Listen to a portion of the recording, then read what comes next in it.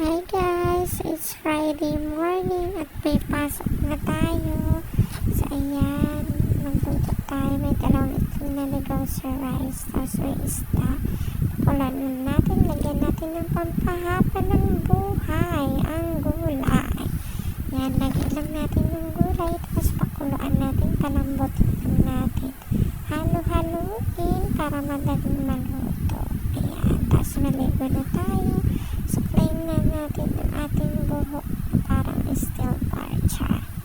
Yan, natatagalan tayo siya sa kasusuklay.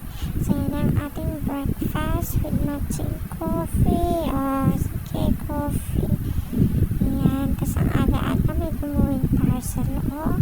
Tingnan natin ano kaya ito. Nasa kapitbahay pala. Ayan, so yan ang ating in-order. Try natin itong fat buster at saka Glutagen C. 60 gummies at saka 80 gummies. Ayan, so try natin i-taste. So yung Glutagen C 60 pala siya. So good for 2 months kasi once lang siya. Ayan, taste natin. Para siyang gummy bear na yung nabibili na kinakain ng mga bata. Ganun din siya. Pero hindi siya masyadong matamis. Medyo maasim-asim.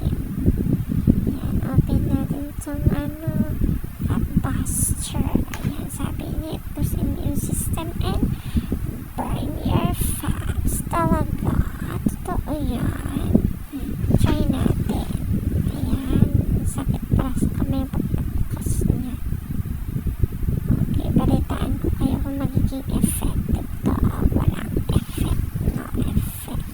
Mamaya sugar pa lang nakuha lang natin dito. Ayan. Ayan, para siyang pear. Okay. So, ayan. Dito tayo papasok sa araw na ito. Tayo ay manonood ng larong lahi ng ating EduFit Fest in connection with our Teacher's Day. Ayan. So, yan. Sack race. May sack race po dyan. Naglalaro sila. Pagkatapos niyan, magkakaroon tayo ng tug of war. So, ikaw pa naman lalaban sa mga ganyang kalalaking kalaban. O, diba? Isang hill ka lang. 1 click ka na. Ayan. Tapos may pa-change court pa. Mapahir. Yeah, left and right. O, diba? Ewan ko. Ayan. So, Ayan, for that's all for today. Bye!